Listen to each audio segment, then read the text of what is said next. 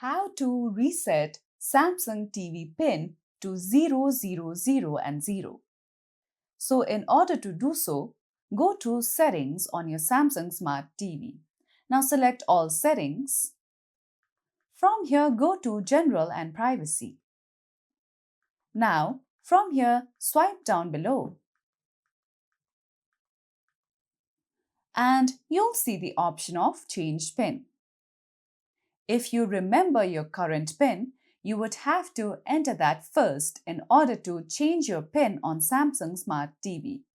Once you enter your current PIN, you can change your PIN to 4 zeros. So this is one of the steps which will allow you to set Samsung TV PIN to 4 zeros. Now another step you could do is that under General and Privacy, you'll see the option of Factory Data Reset. So if you select on this option, all these settings will be returned to factory defaults, which means that all the apps on your Samsung Smart TV will be deleted and you would have to download apps, and after that you would be able to set the PIN to default, which is 4 zeros on Samsung Smart TV.